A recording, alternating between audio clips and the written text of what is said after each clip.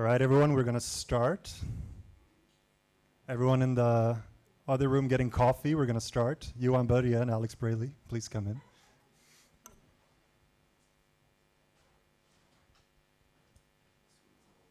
Yeah, exactly. We're known for that. Yeah. Okay.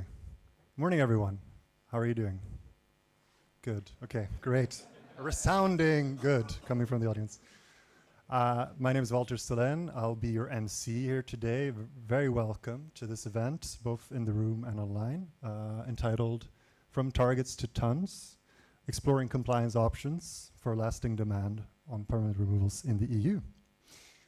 We are here on the back of a report that was launched this morning. You can access it on a QR code that's available here, for instance, in the corner, and all around the room.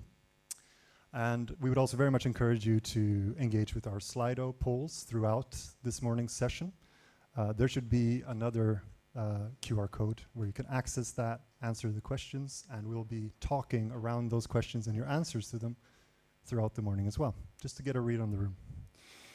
A little bit about Carbon Gap. Who are we?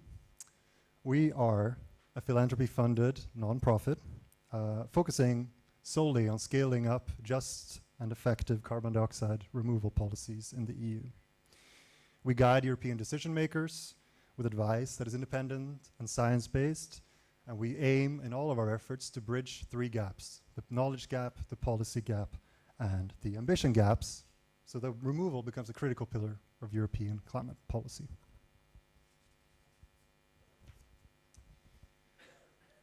We're all here today because we know a few things, and also because we know that we do not know a few things. What do we know? We know that we need to remove significant volumes of carbon from the atmosphere in order to reach our climate targets for 2050 and net negative thereafter, removing historical emissions from the atmosphere. We also know that this will require a significant amount of demand for carbon removal in the here and the now and in the long term to get to the volumes required to reach our targets.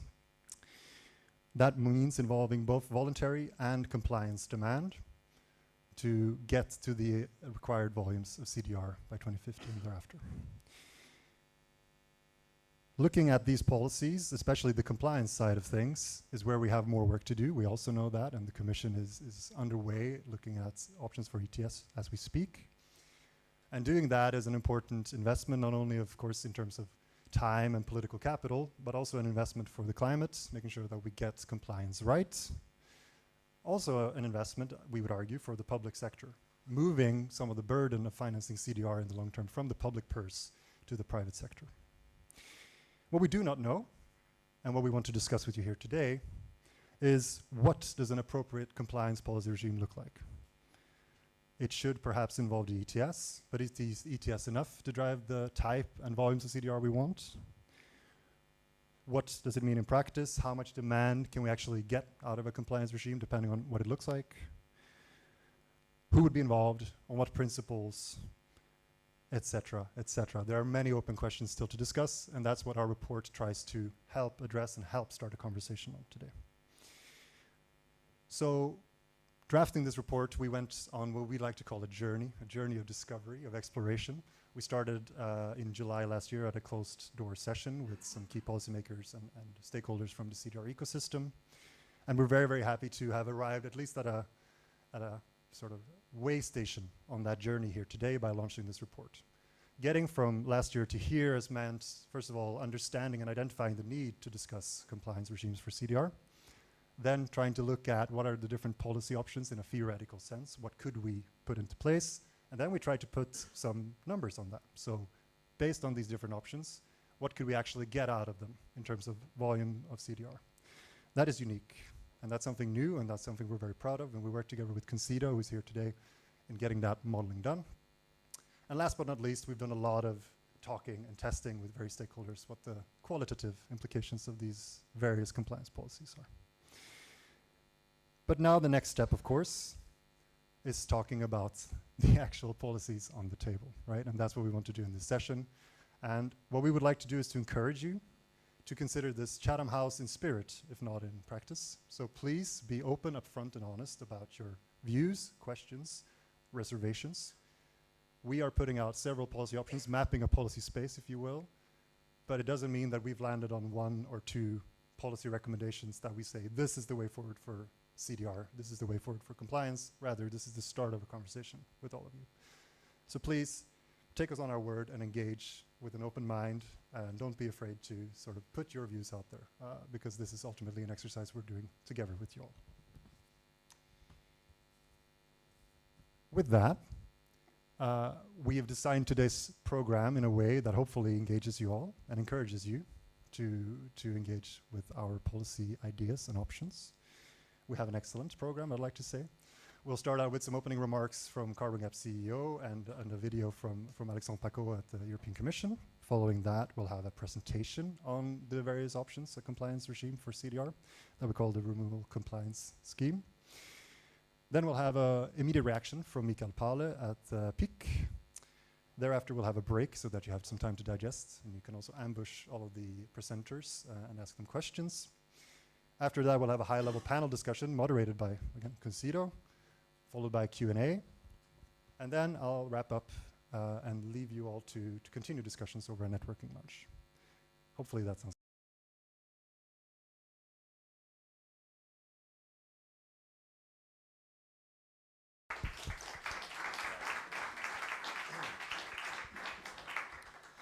Good morning, everyone.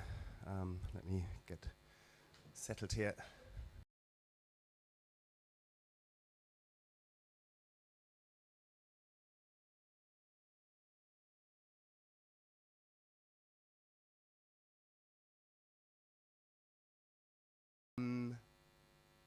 And go far, far away. So why are we doing this? Why are we doing this now? Why are we talking about a compliance market around CDR now? So zooming out, the goal of this whole exercise is to contribute to limit climate, the environment is to save the economy for their sake, so we literally depend on them. So I urge us to think of this as an investment into our future resilience of our economies. And that investment, as we know, means net zero 2050, and net zero means CDR. For example, according to the Commission's own scenarios, we need as much as 75 million tons of CDR in the next 15 years. We need more by 2050, and we need more thereafter. Now, the world is not able to deliver those volumes of CDR right now or in the future. So that makes it about scaling CDR now, because we can't switch on an industry overnight, right? We need people who know how this works. We need to learn, we need to improve our technologies, and we have 25 years left to do so. So we need to start now. And that then moves us into a conversation, a much needed conversation into how achieve these scales. And what we think, and I think what you would agree, is that markets are the tool to do so, right? And I think the dream that is failing at the moment was that the voluntary carbon market should build a ramp to scale where then, government-led mandated demand can take over. And we're not seeing that at the moment. So we had a scandal in 2 years ago in the voluntary market space around avoided deforestation. As a result of that, companies, buyers are confused, they're not buying anymore. At the same time, we had a significant shift in the climate of policy around the priority of climate, right? It is not as high a priority anymore, further aiding to the problems around buying CDR.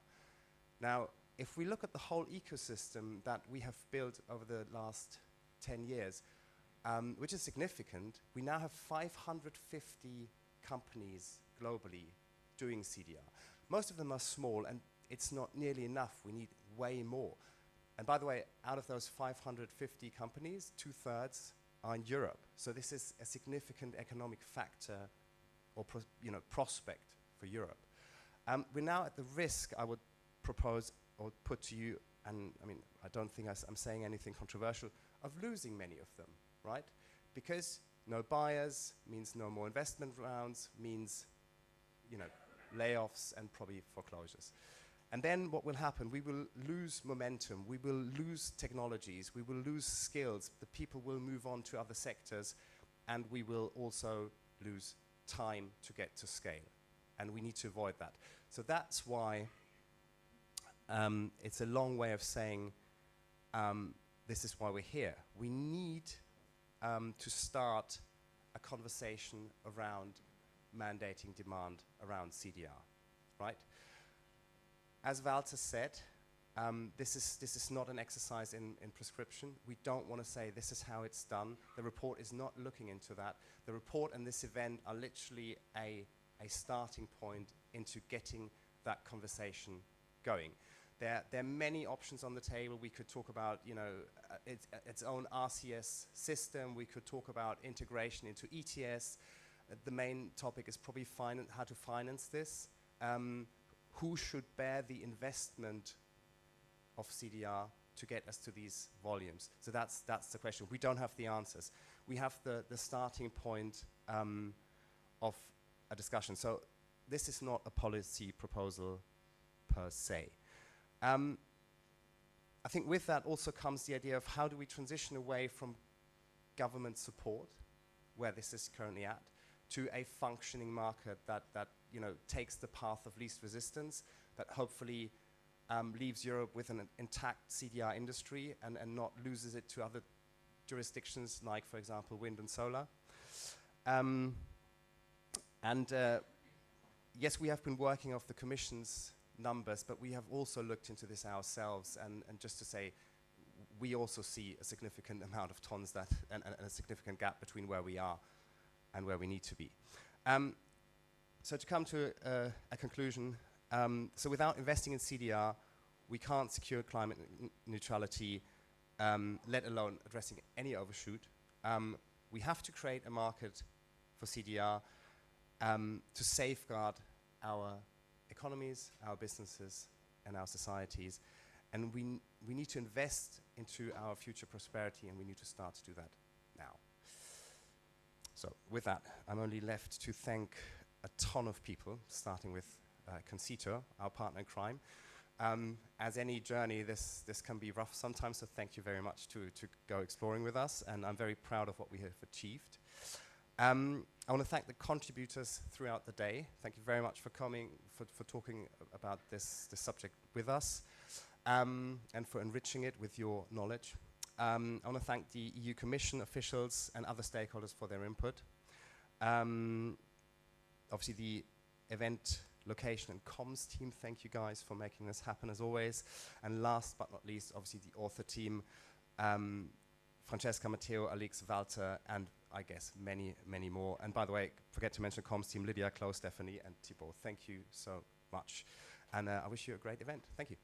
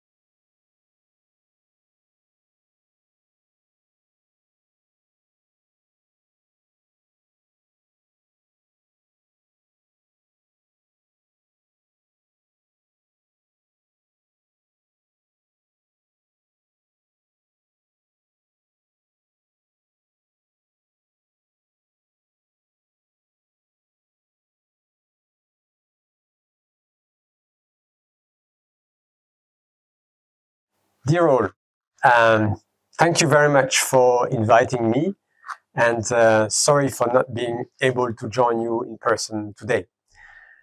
First of all, let me thank the colleagues of Carbon Gap for organizing this event and for presenting their latest report on carbon removals. This is a very valuable and timely input to the reflection that we're having at the moment in the Commission.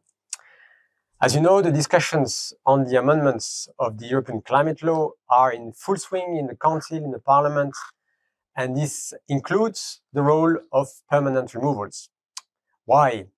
Because achieving Europe's ambitious climate goals requires more than just reducing emissions, even if that remains, of course, our top priority.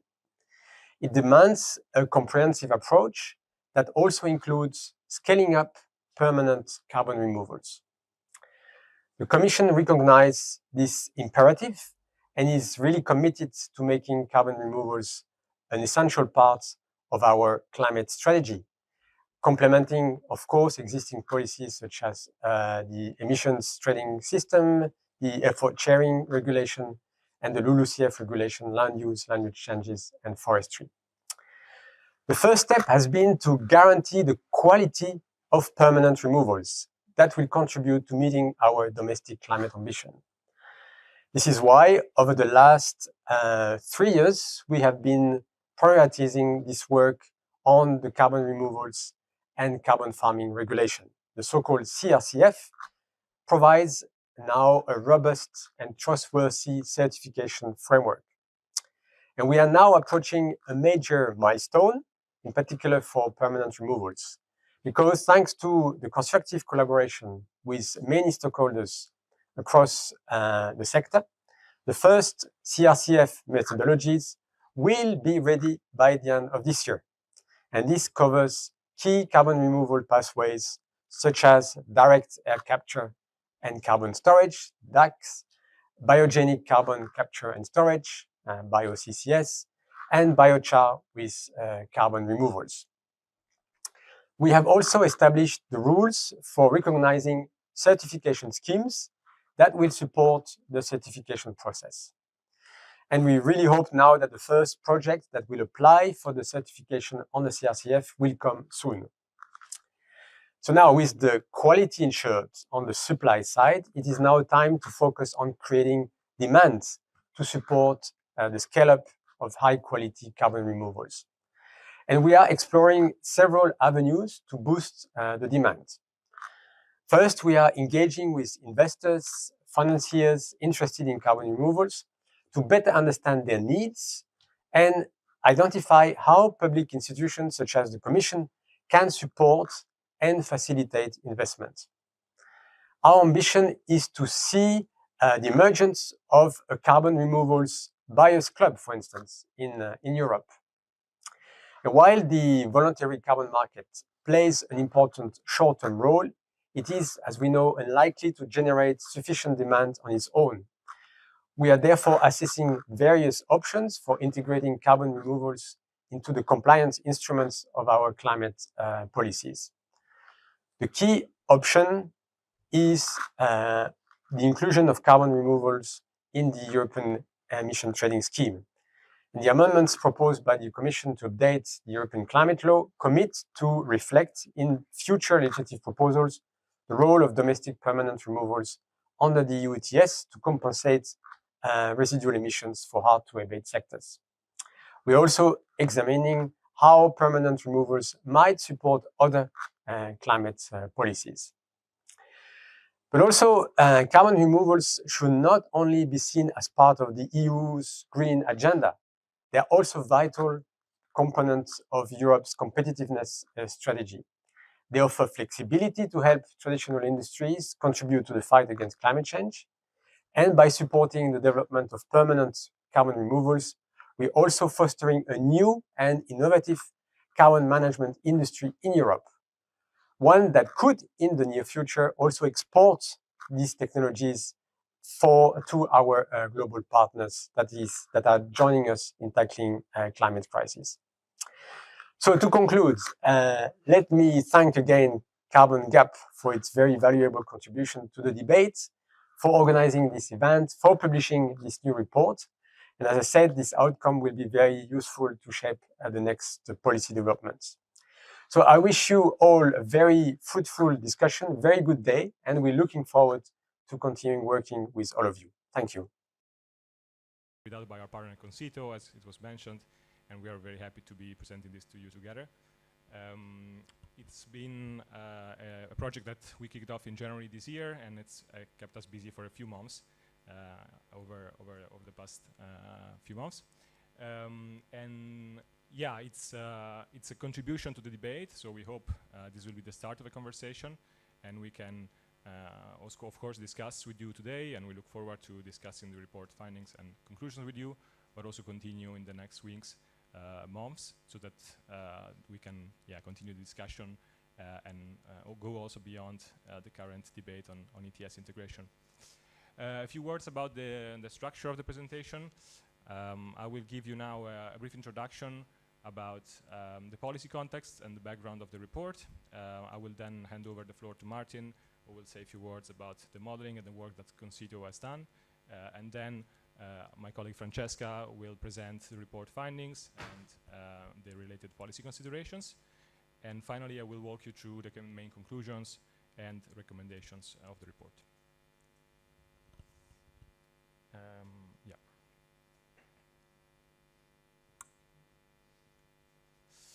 So the context, Christoph has already explained how we see the CDR market and what is the context at the moment. We know that there is a clear consensus about the need for CDR in Europe, and we are talking about several hundreds of million tons of permanent removals which need to be scaled up by 2050 to allow the EU to reach its climate goals. And the problem is that, as most of you are aware, we lack demand signals at the moment to scale up the market, and mostly when it comes to permanent CDR, the main obstacle to scale up is currently demand. So currently demand comes mostly from voluntary purchase, so this is from the VCM, voluntary transactions made by companies, and in part from government support. But this is unfortunately not enough, and we still have unstable demand, which means lack of certainty for CDR developers, and this could create in the future a risk of missing on meeting the EU climate goals. And that's why we think this is an issue, and it needs something else, which could be compliance policies as a game changer to make sure that CDR developers have the demand they need, and there is actually a reliable revenue stream for developers. So if you look at this as a train, to be coherent with the cover picture of our report, you can imagine that you have a train with different carriages, and the first one being the volumes of CDR which are required by science, which should be transformed, we believe, into CDR targets at the European level, and this is part of the discussion with the European Climate Law revision. You would also need some government support and ideally some purchasing programs, so that this allows to invest directly in this market and stimulate investments, as also Mr. Paco was saying, to be then able to allow CDR developers to create and selling the units on the market. And we believe that compliance mechanism could be driving this demand, so they could work as the engine of this train to make sure that it brings us forward to net zero and negative emissions beyond 2050. So a bit of background on the report. We see, of course, we see two gaps which for us explain the value of this report. The first being a policy gap. So as Mr. Paco explained, the Commission is currently exploring different avenues to stimulate demand for permanent CDR. The first one being potential integration to the EU ETS, which is something we welcome, as well as supporting financing through a public purchase program.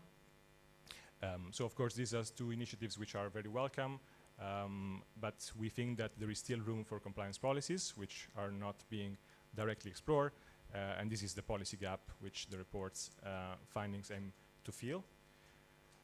And then we are also aware that there are other organizations who have already looked into these topics, so compliance policies for carbon removal, and different ideas are being proposed, namely by Ecologic, but also Concito and CATF, who have already explored the risk and balance of ETS integration, and other reports also looking at the removal trading scheme specifically.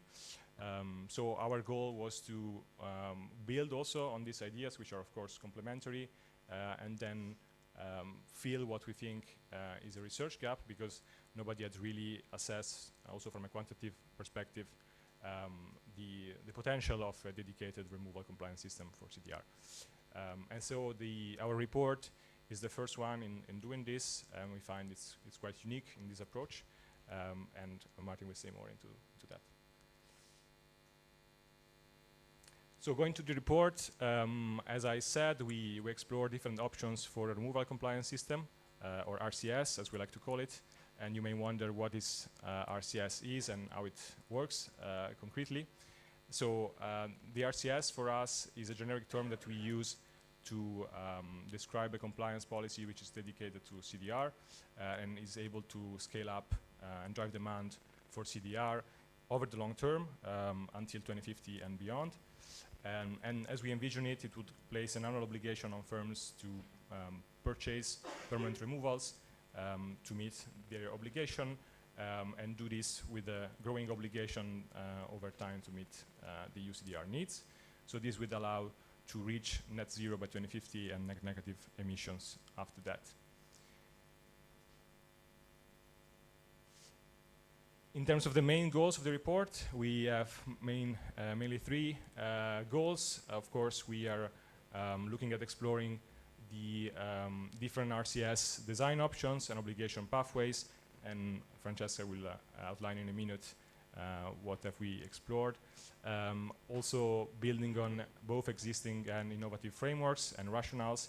So we looked at, for example, ETS integration and emission-based policies, but we also look beyond that into more innovative frameworks. And we wanted to determine what would be the levels of CDR demand which can be generated by this policy over time, and which would be the cost of compliance under these different designs for the covered entities. And finally, we want to outline the wider policy considerations and some recommendations for policymakers mostly, but also for the broader CDR community, and happy to exchange with all of you also and hear what you think of this. Before giving the floor to Martin, just very quickly, I'll present the policy options which we explored in the report. So these are three options for an RCS. The first one is based on ETS entities, and we look at both ETS1 and ETS2 entities. So it's a polluter pays compliance system which is put on ETS entities in proportion to their emissions. The option 2 goes beyond the ETS and looks at non-CO2 emissions, which are currently not covered by ETS. So still following a polluter pays approach, focusing on emissions. While the third option is the most innovative one, is what we call the whole economy option. It looks at an RCS placed on potentially all sectors of the economy in proportion to their turnover. So in this case, we are looking rather to the ability to pay of companies, and we'll explain more what we mean by that. And we focus mostly on large firms across the EU economy, but also consider the opportunity and cost of including large and medium firms, and also large, medium, and small firms. So with this, I'm happy to hand over to Martin, who will say a few words about our reports. Yeah, thank you a lot, Matteo. And hello, everybody. I'm Martin from Concito. And for those of you who don't know us, we are a European climate think tank headquartered in Copenhagen. And we've had the big pleasure of working on carbon gap on this big modeling exercise. So today, Carbon Gap have released a new report, and we have released simultaneously a modeling report. And it was work, which you have already heard, which was initiated and supported by Carbon Gap. And what we have done as Concito is to develop an economic model to try to assess those different options, policy options for a removal compliance system, which Matteo just presented. And the modeling exercise in itself is aiming to kind of illustrate some indicative ranges of scenario estimates. So to put it frankly, we want to look at the directions on compliance cost and so forth if we establish those policy options. In the consider part of the work, for all the nerds out there, there's a lot of technical details on how it's been modeled and so forth, but we have also showcased scenarios for the development of the permanent carbon removals, and also put forward some of the key design decisions, policy design decision, which we need to consider if we go towards some of those options. And then the consider modeling work is then part of informing carbon gaps reports and policy recommendations, which you will present now. I can just say, yeah, thank you a lot for the collaboration. It's been very nice, and we're very proud of the results. And also just to say that my colleague, Johannes, have been the lead author of both the report, but also been leading all the modeling. He unfortunately couldn't be here today, but we are so fortunate that Francesca will both take us through the methodologies and also some of the main findings of the modeling exercise. So over to you, Francesca. Thank you, Martin. Right. So what have we actually... God, this is a fun exercise. Okay. What have we actually done? So I would say there's kind of two important parts of this work. The quantitative component, which is the novelty, the thing that we worked on with Concito, which is really trying to understand how does CDR demand in Europe look over time? How could that be borne by different sectors, and how much would it cost those sectors to bear those CDR volumes? Then we have a qualitative component, which is examining then what might be the design options, what might be the implementation considerations of kind of delivering that through a policy mechanism. So just taking you through our sort of quantitative component first. Our methodology, or what we worked on with Concito, is really in three parts. The first is very much starting with the volumes estimated by authoritative experts on how much CDR might be needed in Europe over time. So we take two scenarios, the S3 scenario from the Commission's 2040 impact assessment on technical removals, and the JRC Potentia CETO scenario from 2024 as a kind of sensitivity comparative scenario. And you'll see that they have different expectations about CDR volumes needed in Europe over time. The second part of the work is then allocating those volumes to covered entities through the three policy options that Matteo described previously. So for options 1 and 2, which are polluter pays based, we allocate obligations in proportion to emissions. And in option 3, we allocate obligations in proportion to turnover. So once we have those estimates on volumes and how much volume of CDR different kind of covered entities might be expected to deliver, we finally turn to calculating costs. And this is also really where Concito's model comes in, which brings in data on CDR availability in Europe over time, as well as the cost of delivery. And it's a least cost model, so it shows how a covered entity might kind of select the CDR options that it would use to fulfill its obligation. The portfolio that we primarily use in the report is focused on biogas CCS, bio-CCS, BECCS, and DACS. But we do also include several variants of that portfolio, one of which includes enhanced weathering and biochar, for example. Okay. I'll get used to that eventually. If you could just, maybe do it manually. Cool. Okay, so what do we find?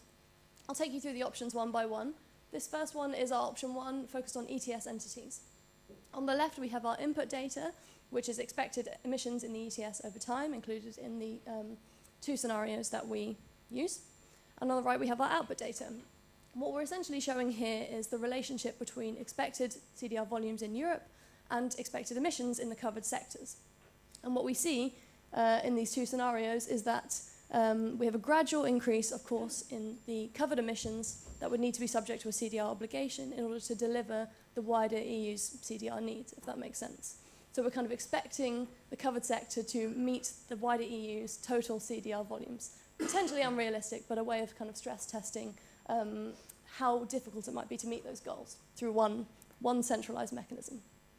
And what we really see here is that in the 2030s, because ETS emissions are high and CDR volumes needed by Europe are low, that obligation only needs to come in very gradually, not exceeding 21% in 2040, which we think shows that there's a potential opportunity here to create a compliance mechanism based on ETS emitters through a polluter pays style obligation.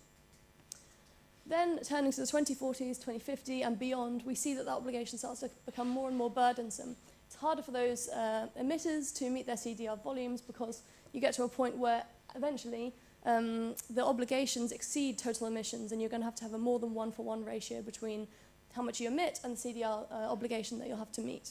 So in the S3 scenario, reaching 131% of emissions being covered by a CDR obligation.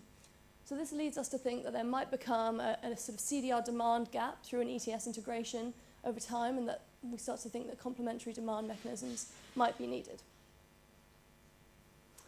If you could change the slide. So then we have our option 2. A reminder, this option focuses on non-CO2 greenhouse gas emissions, so emissions not currently covered by the ETS, and that excludes the land sector. That's kind of a separate piece of work. So this includes sectors, if we look at the input data, such as waste treatment, particularly landfill, also certain parts of the energy sector, specifically gas transmission networks. And one thing that we notice on the sort of input data is that those emissions are quite small in the 2030s. They're small relative to total ETS emissions, around 10% of ETS emissions in 2030. But even if they're subject to increasingly aggressive carbon pricing, the mitigation they achieve is not excessive. Those are stubborn emissions, and they persist in 2050. And that leads us to believe there's a potential to create a CDR demand mechanism on those emissions, especially given that it's opportune that they're outside of any carbon pricing today. We present 2 variants on the right of this data. One is an option where those emissions are subject to a sort of standalone CDR obligation, and one in which that CDR obligation is almost an extension of the ETS, so ETS and non-ETS entities kind of come together under this CDR obligation. And naturally what we see is that because those emissions are small, it's harder for those entities to meet EU CDR needs on their own, but if they are joined together with ETS emissions, that could bring down the cost quite substantially by 38% in 2050 to deliver EU CDR needs.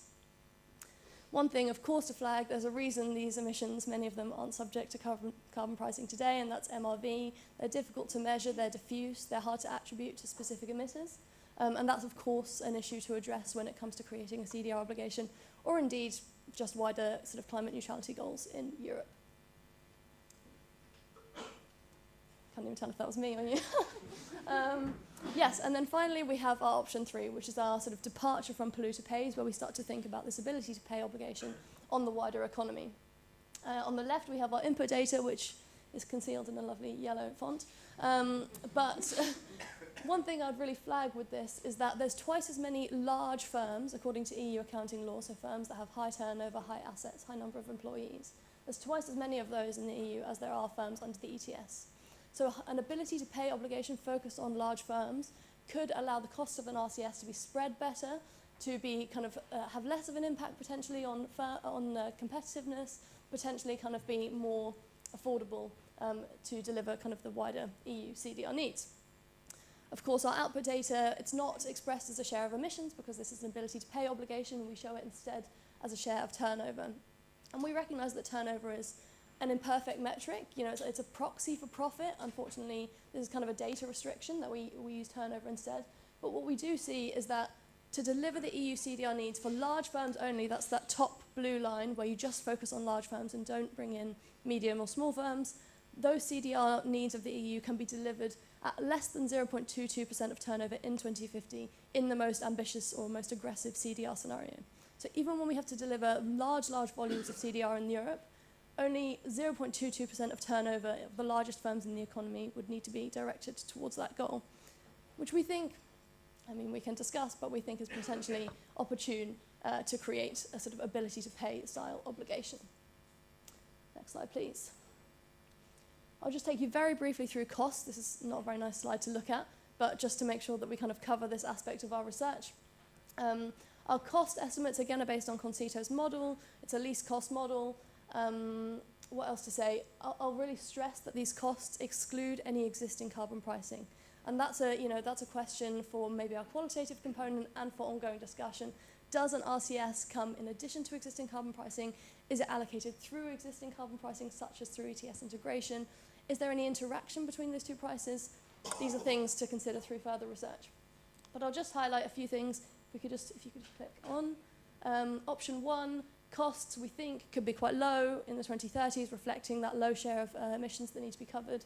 Our costs are, for option 1 and 2, expressed as a cost per tonne of CO2 emitted.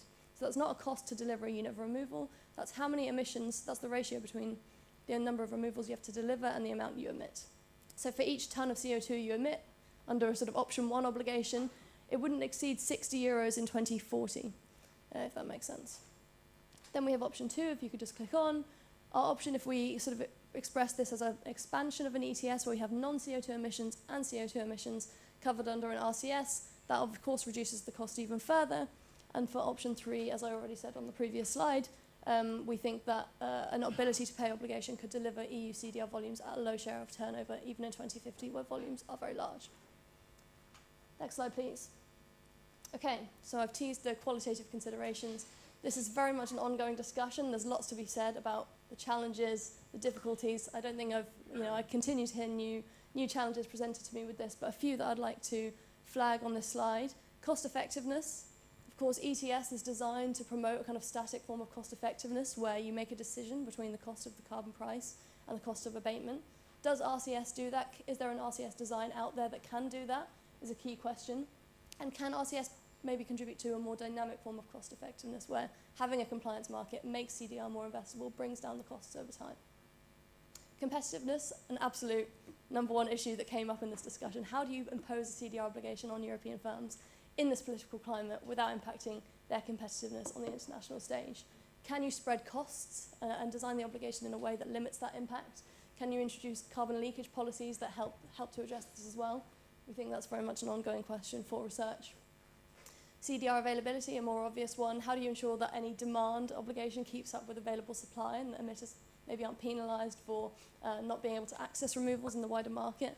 Also, how is that supply distributed geographically? Could there be dynamics between different member states where you have net buyers and net suppliers and that sort of compete to, or that kind of oppose in their sort of interests within an RCS? The post-2050 period as well, again, that's a data limitation. We don't have estimates of what emissions and removals needs will look like beyond 2050, but that's a major consideration. How do we get to net negative through an RCS? And how do you promote a portfolio approach? How do you use a CDR portfolio that delivers a range of CDRs? How do you avoid a least cost approach? And maybe can you introduce other CDR methods that might not be possible to introduce within an ETS, for example? And going to my final slide, limitations. We don't, pretend that this work is a perfect piece of work that fully represents the kind of the future market or the future RCS. We did face data limitations, for example. One thing that could be interesting to look at is the profitability of high-emitting sectors. So what's the intersection between ability to pay and polluter pays? Looking at the post-2050 period is also a data gap. And looking at kind of the consistency between our two scenarios and making sure that the sort of underlying assumptions are also equal is something to look at in future. Just clicking through. Scope, again, I mentioned before, we excluded biogenic emissions and temporary removals. So we don't look at temporary removals, though we do really stress that there is a need for demand for these types of removals as well. And yeah, how do you design that is maybe a question for future research. Excluded international aviation and shipping, again, difficult to access data, but these could be a huge source of demand for European CDR. And yeah, I mentioned about temporary removals. And just finally, on results, I think there's a few areas where we could kind of expand this, increase our resolution in terms of specific sectors and what their obligations might be. Also obligations on specific firms, though it's hard to get a picture of what an average firm looks like in the European economy. As well as understanding how upstream and downstream entities might be affected. So if we're just thinking about installations at the point of emission versus maybe installations across the value chain and how they all contribute to kind of CDR need and CDR responsibility. I will leave it there and pass back to Matteo. Thank you very much. So I'll guide you now through the main conclusions and recommendations of the report. If you can, yeah, great. So I think we see that the volumes of CDR, as I was also mentioning in the beginning, are quite high in terms of the EU CDR needs and what we need to get to climate neutrality and negative emissions. So we strongly believe that a compliance system will be needed, and we think that the main question is not really if we need such a system to reach these volumes, but rather how it should be designed to be effective. And so based on the findings that Francesca just presented, we have two sets of conclusions. One is about the polluter pays RCS, so this covers option 1 and 2. And we have seen that ETS sectors will still be emitting huge levels of emissions over the next decade or so. So this makes them the first candidate to bear this potential and drive demand for CDR in the 2030s and up until 2040. And that's why also we think that this strengthens the case for the CDR integration into the ETS 1. We think that although integration alone will not be enough to drive demand, and including a dedicated sum mandate would really make it a compliance policies. At the same time, we see that in the longer term, so from 2040 onwards, ETS emissions are expected to decline, and this thanks to the decarbonization efforts, of course, but this means that these entities will struggle to fulfill the CDR needs alone, and the costs of compliance will also be disproportionately high for these entities. So we think that something else, complementary policies, will be needed at that point. And we stress also that a polluter pays RCS will be somehow difficult to implement, and namely when it comes to defining the exact trajectory of compliance for different entities and sectors. The second set of conclusion regards the ability to pay RCS, so our option 3. And here we see that this option, as Francesca shown, allows to distribute the cost of compliance more fairly across the economy. We see that it also allows to focus on the companies which have a higher ability to pay. And this allows them to born use their needs at quite a low level of turnover. We have seen 0.5% of turnover, or even less so depending on the CDR scenario. And the merit of this option, I think it shows the benefits of lowering the cost if we go beyond ETS cover entities in terms of compliance. And this is an important aspect to keep in mind when we discuss ETS integration, also considering the risks of lock-in and path dependency in the future in case of an integration. We recognize that turnover is an imperfect metric to assess these options, so ideally using profit margins will be better to work as a basis for an RCS of this type. And finally, I'll move to recommendations. We have 5 main recommendations that are built on the report findings and policy considerations. So the first one, and it is about creating a compliance market using a sequenced approach. So we try to differentiate also between short-term policies and what is needed in the longer term. So for the short term, we still see ETS integration as the strongest candidate to drive CDR demand in the 2030s. And we think that a compliance mandate will be really make the difference in driving demand for removals which are integrated into the market. At the same time, we think that a separate RCS should be developed in the longer term, so that it allows to get us to the volumes needed by 2050. And for this to work, we think that the obligations should be introduced gradually, so that it's built as a politically resilient tool, and also combining the criteria of the different options. So we look at emissions-based compliance, but also ability to pay. And we think that probably a mix of these different options is what we need. Could be potentially through innovative proposals such as a production-based RCS, in a way that we can look at different criteria and match also companies' ability to pay over time. In terms of the scope of the RCS, we think that it should be as broad as possible. So we see a merit in including ETS emission and ETS sectors, but also going beyond that, so that we can balance the need for CDR with a large cost of permanent CDR units, and spread this cost, as widely as possible. We of course need to consider the competitive impacts, and we are aware that potentially adding an obligation which comes on top of existing ones could create some impacts on EU firms.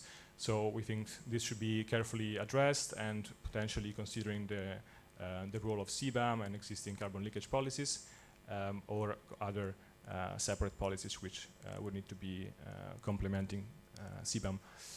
And finally, we think that we also need to leverage complementary policies. So having dedicated targets for permanent removals and temporary removals at European level, starting from 2040 and then beyond, would be a strong signal to secure support, and would also allow to provide legitimacy into this tool, and really allow us to create a trajectory that complements emission reduction efforts and leads us to net zero by 2050.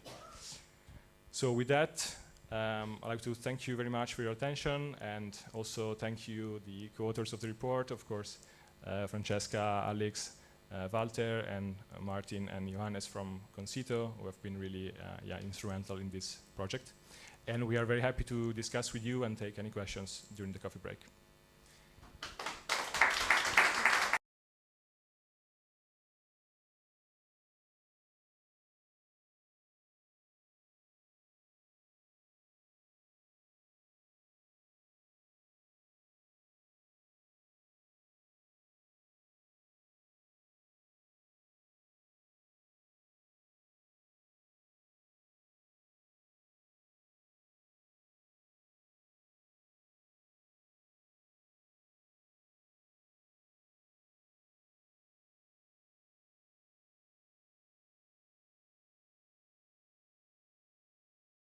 Dear Francesca and colleagues, congratulations to this new report on scaling up CDR and to addressing the question of how to make sure that it is properly financed and scaled up through the use of suitable instruments.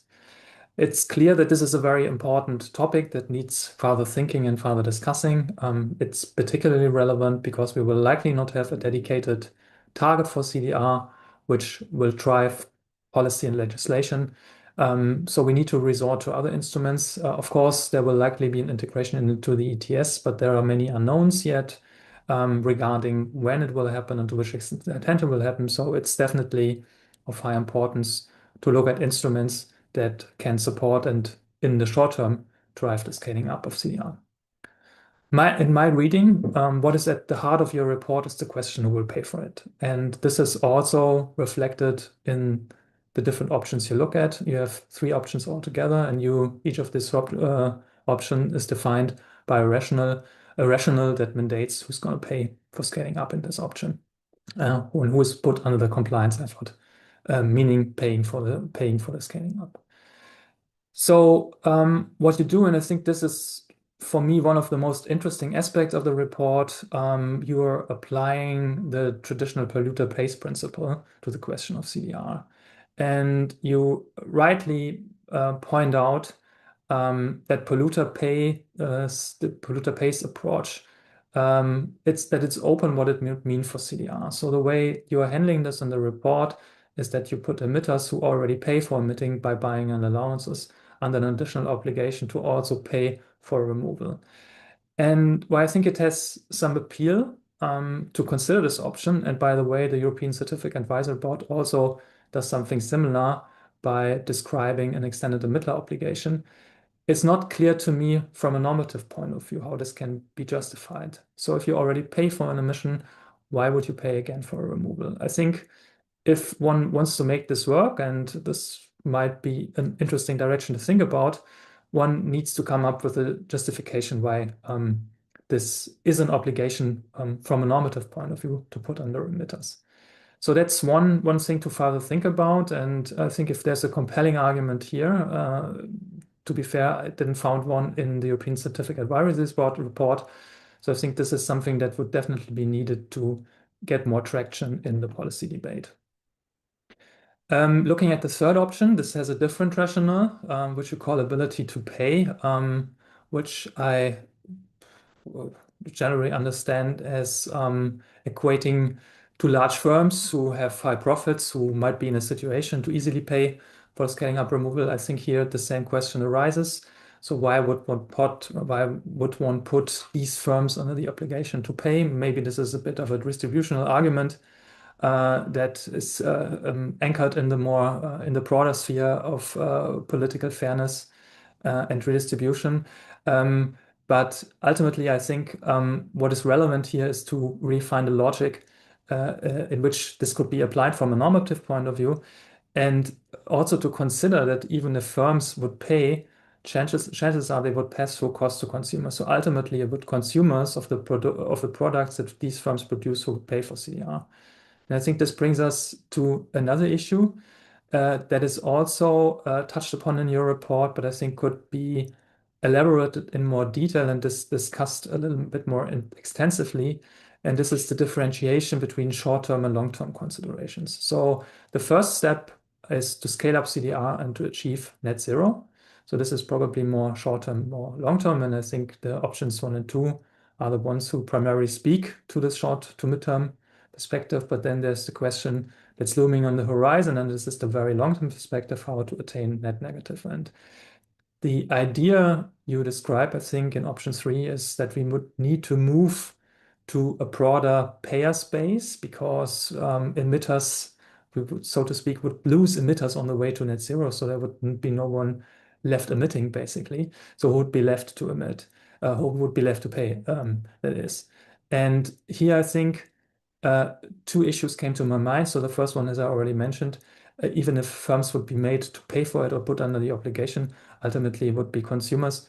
And I think from a normative point of view, again, it's consumers or it's the whole society who benefits from net negative. That is, from reducing the overshoot that has been accumulated in the past. So if it's society who benefits, then it should be the whole of society who pays for it, who are ultimately taxpayers or consumers. I think this is what it comes down to. This might not make things as easy politically, but I think from a normative point, it's appropriate. And we should keep this in mind and be frank about this, that it should be paid by society, because ultimately it's the responsibility of society, and so society is going to benefit from that. And the second one is, and this may not be surprise you, because you probably know that I myself and the Institute have been advocating that as a long-term solution, carbon removals could be integrated into the ETS, and the ETS could be transformed in a way that it ultimately becomes a removal trading system. And this is funny in a way, because you have been the ones who proposed the removal trading system, or among the people who proposed this. And now with this report, seems you've given up on the idea and reframed this as a removal compliance system. And I'm actually coming back to it. I was not a fan of it in the beginning, and I still am not a fan of it as an early phase instrument, but I think the ETS can be converted in a removal trading system by increasingly ramping up the share of carbon removals. So at some point, the whole setting will invert such that the government or society becomes the buyer and supplier of CDR become the sellers in this system. And I think, and you can read this in our paper, that this is the way to go, so that we have an afterlife of the ETS after the end game, and that in terms of its economic and market capacity, it's well suited to fulfill this function. I leave it at this. I wish you a productive event, very fruitful discussions, and I'm looking forward to hear what came out of it. Vielen Dank, Mikael, for that very frank, like we asked for earlier, feedback. I think this gives some food for thought heading into the coffee break. We'll take 15 minutes, meaning that you should be back round about, is it 1:45? Yeah, 10 minutes, okay. 10-minute coffee break, an espresso, and then we'll be back and we'll have a great panel discussion moderated by Martin from Concito. Right, everyone. See you.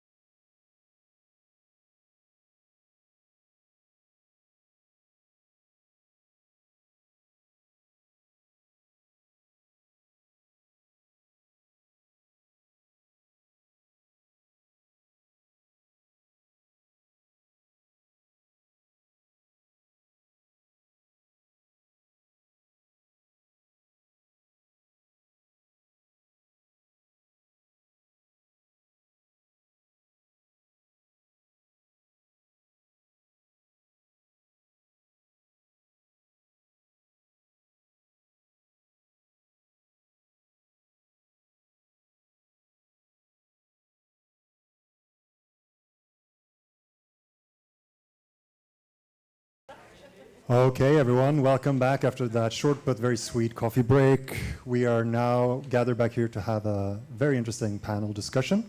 I'm going to hand over to our collaborator from Concito, Martin Birk Rasmussen. He is the lead on emissions trading and carbon removal, so he should have a thing or two to say about this topic. Please, Martin, over to you. Thank you a lot, Walter, and welcome to the panel discussion, which I've been looking very much forward to. The topic of the panel is choosing the right policy mix to grow CDR demand and to reach both the EU climate targets and economic goals. And we have already heard a lot about the context, and I could also sense on the discussions we had over the coffee that many people know what we are talking about here. So I will make it very short for the context. We know that we lack this kind of demand incentives today in the EU's climate policy.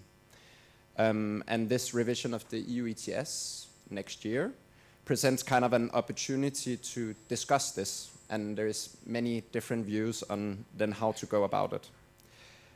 But what Carbon Gap have also shown in their report, and with the modeling we also did, was that also like in the more long term, to sustain this growing demand, we possibly need to think in other ways than only the direct integration into the ETS, and especially to get to net negative. So we have 45 minutes for the panel, and afterwards it will be possible to ask questions directly to the panelists, but also to ask clarifying questions on the report. So we will be joined by Francesca there. And that's it.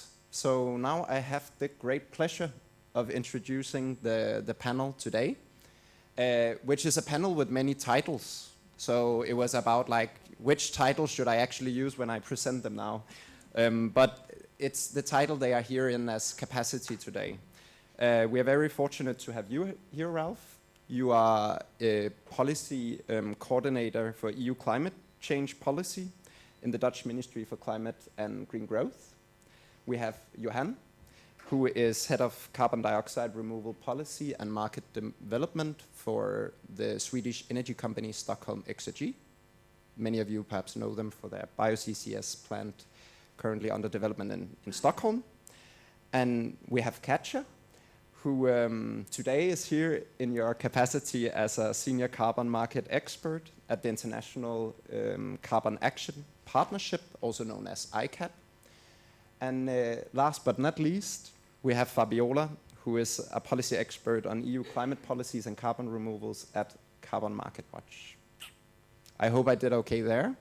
And to get us started, we were thinking about going a little bit up in the helicopter.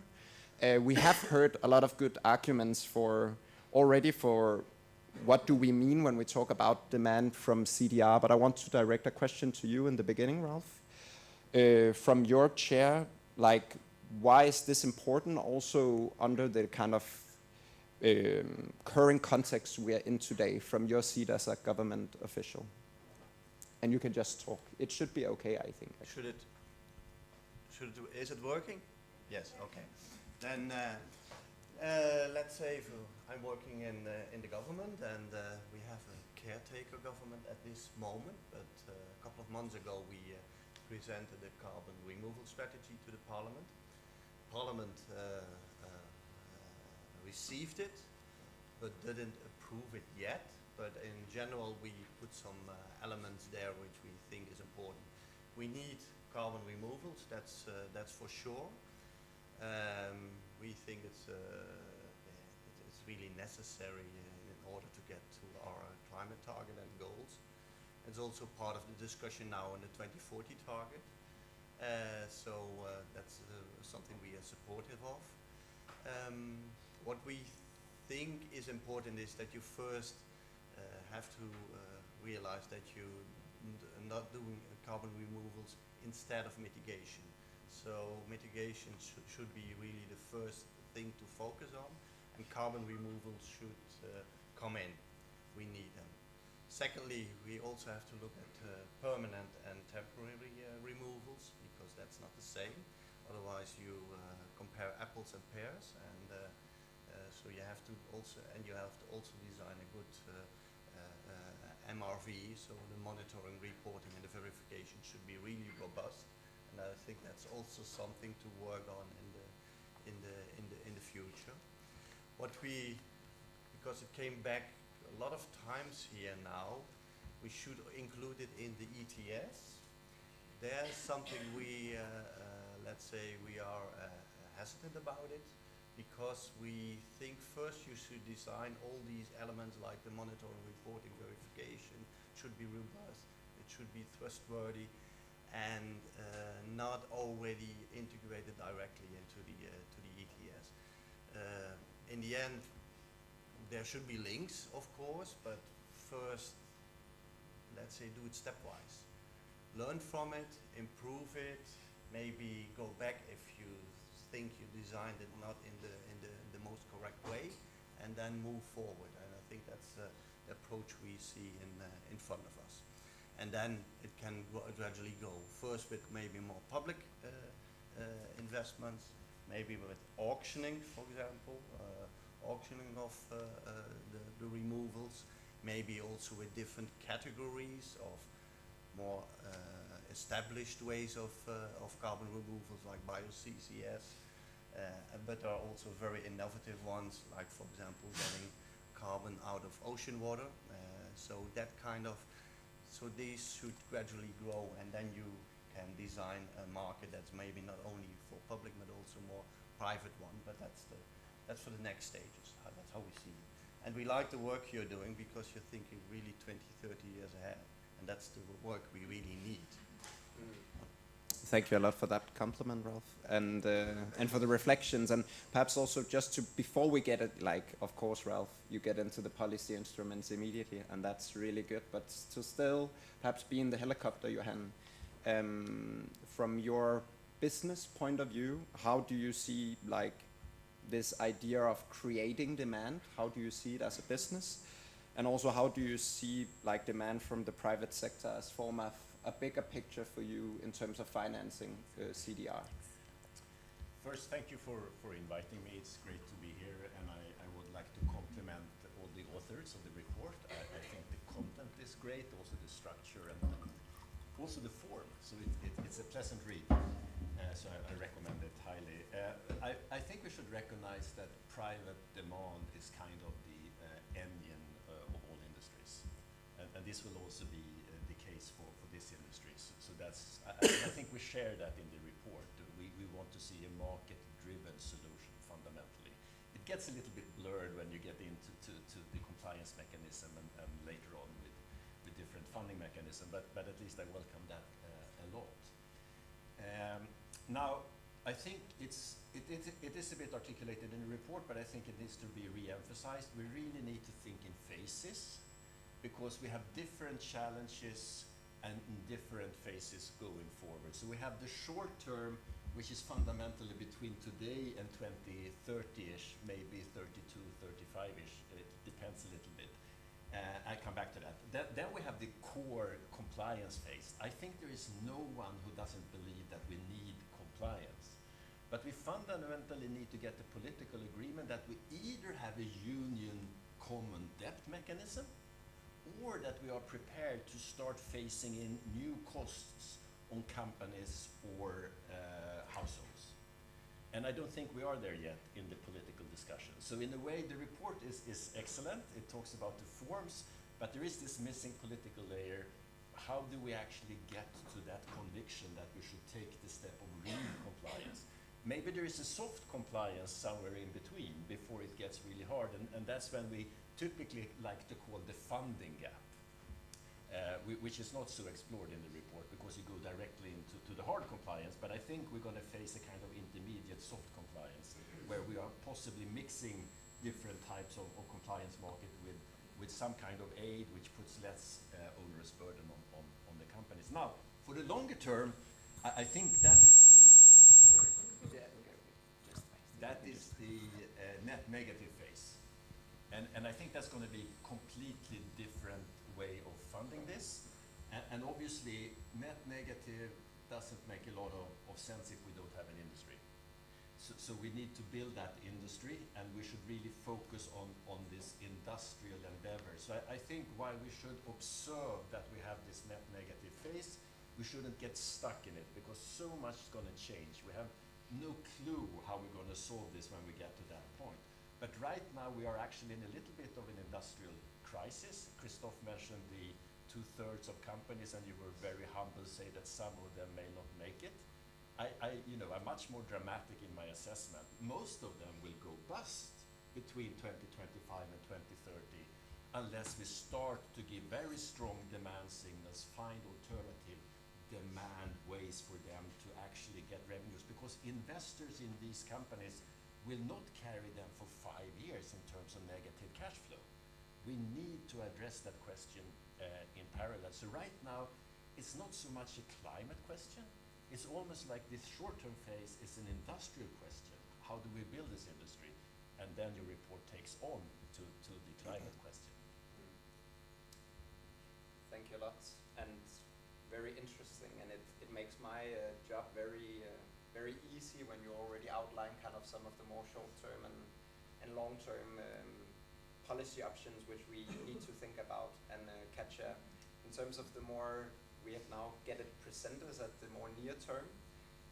You are doing a lot of work on emission trading, and we have seen, as Alexander Paco also mentioned from DG Klima, that there is now this proposal within the European climate law, this intention of the Commission to integrate permanent carbon removals into the ETS.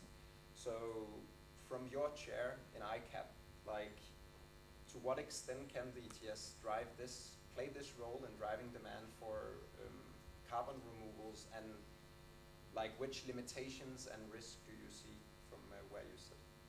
Thank you. First of all, thank you very much for the invitation, and congratulations on the report.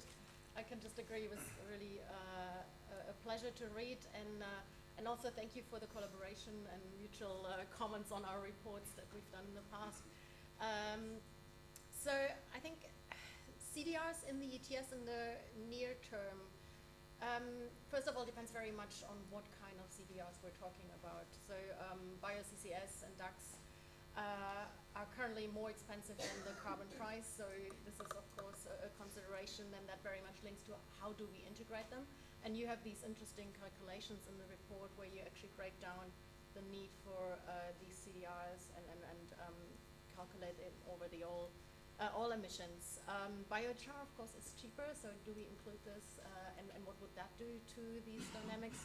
So first of all, I think it really comes down to this question of quality, and linked to what I just said, also possible limits. How do we integrate the CDRs, but how do we also maybe try to limit them so that we're not getting to something that I'll mention in a second, abatement deterrence, and incentivize decisions that we actually would not necessarily want to incentivize. So including in the near term, I think needs some kind of mechanism to bridge this price differential. So there's these proposals about a carbon central bank that would act as an intermediary, buy maybe CDR units and release them, control the quantity, etc. But there's also other design options, right? So if we take your price that we could add on top of the entire carbon price, we could think about, is this then an obligation for every entity to purchase, I don't know, a certain percentage of their obligations as removal units and not the conventional allowances? So there's many different kinds of options that we could think of, and I find this very exciting and would like to think more about how to design an ETS to include CERs so that they actually are economically beneficial. But there's the second risk that I just want to mention, and that's abatement deterrence. So we need to watch out that we're not creating incentives that we don't want to create, that companies that actually could or would otherwise have invested in abatement technology are now waiting or hoping that there will be cheaper, better, more convenient options to purchase removal units in the future. So this is really the challenge that we're actually currently thinking about it at ICAP as well in the paper.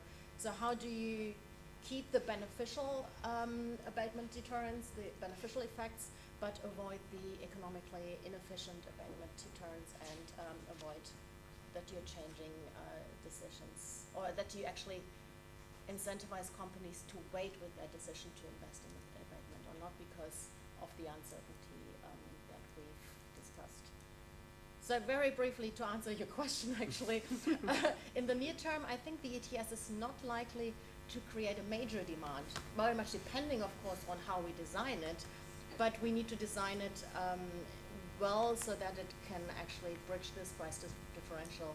And there I have many questions on how we could actually do it. And the second big challenge is how can we address that hard to abate emissions that CDR provides opportunities for these hard to abate emissions, offers flexibilities, helps manage compliance costs without creating these negative effects that are possible. Thank you a lot. And yeah, also part of the carbon gap report is also then including kind of a sub-mandate, right? Which you also just mentioned as one of the policy options out there, which could be on the table to close this price differential. Fabiola, Carbon Market Watch, integrating into the ETS. I have a sense, but what do you think about it? And what is kind of the limitations and risk you foresee? Thanks a lot, Martin. First, thanks again for having me and for this very interesting report you worked on. Thanks for inviting me to be the bad guy. No, I'm joking. Yeah, I think we have a lot to say on integration of CDR in the ETS. I have to say we agree with most of the views included in the report, except for this idea that permanent removals should and could play a role in the short term in the ETS. The ETS is not the right policy tool to incentivize high quality permanent removals. It's been already mentioned that the European Commission is proposing it as part of the European climate law and the next policy package for 2026. But this is a very and highly political proposal. I don't think at all that integration of CDR in the ETS was proposed to incentivize the CDR industry. Rather, unfortunately, there is a very big push for it to help inflate the ETS price and take off the pressure from companies covered under the system to actually comply with the obligation. I don't think it's a coincidence that it's been proposed as a way as a flexibility mechanism to achieve the 2040 target. So there are ways to actually try to mitigate the risk of mitigation deterrence, as Carbon Gap put it, maintaining the gross cap, applying demand and control, demand and supply controls, but all these mechanisms are actually also quite hard to implement. There is this price differential that also makes permanent removals not very appealing to ETS covered entities, at least in the short term. So, and there is still a lot to do for abating emissions in the ETS. In the next 10 years will be crucial for bringing emissions down to residual emissions level, and by supporting the integration of CDR in the ETS, we risk undermining the ETS instead of safeguarding it. There are other ideas and other policy options that can be implemented in the short term. One of these were, for example, formulated and theorized in the study commissioned by DG Klima and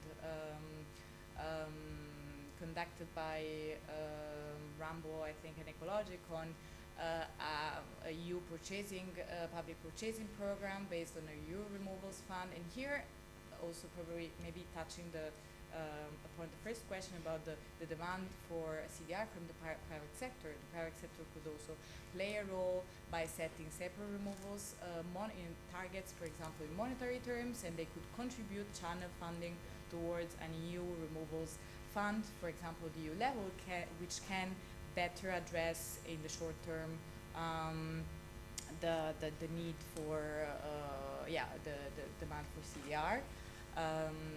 So yeah, I'm very much critical of this idea, and I think we need also to think about the political implications of such a proposal, also because it can leave the door open to maybe temporary removals to be integrated at a later stage. Just want to also mention that, for example, there are many respondents to the public consultation on integrating CDR and DTS who are asking for example, self-generated removals not certified under the CRCF to be used to comply with their obligation, and who they don't think that we should keep a cap on gross emissions. So yeah, I'll keep it at this. All clear. And I know you also are leading a big project called the Cool Down project, and really wanted to also do a commercial for that product, doing a lot of interesting, great work there. And you touched a little bit upon it, and we have touched a little bit upon it, and it was clear from Carbon Gap's presentation that we have this more short-term discussion now. Right now on this proposal from the Commission, we will know come up. We have also the separate discussion on the purchasing program. But what was one of the aims of the report was also to try to look a little bit more down the line, so kind of more longer term, 2040 and onwards and so forth. And here, as part of the report, Carbon Gap kind of concludes that we might need an additional compliance option for the long term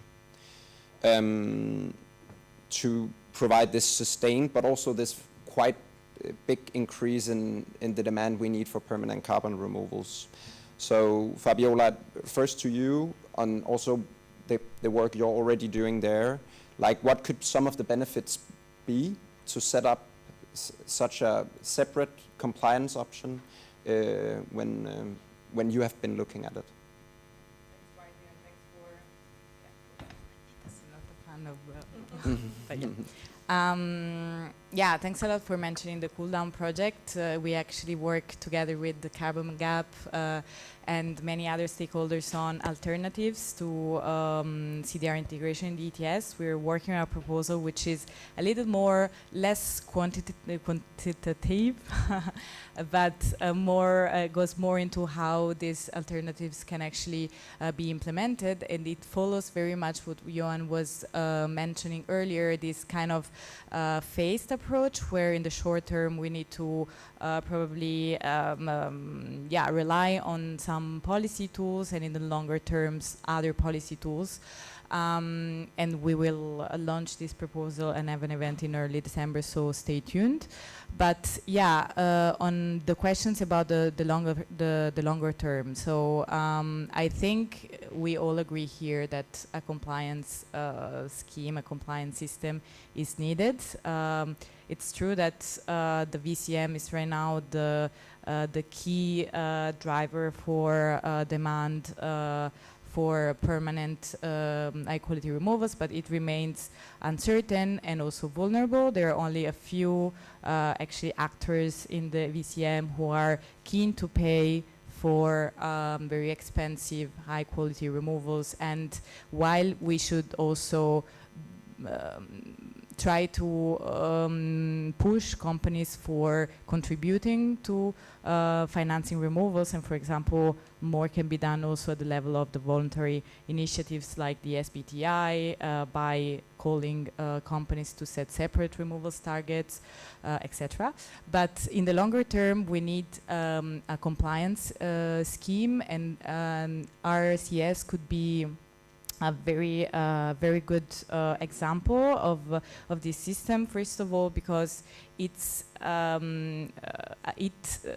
helps avoiding the risk of mitigation deterrence if, depending on how it is designed, but if it's designed as a separate system, it cannot really conflate emissions with removals. Second, it also helps to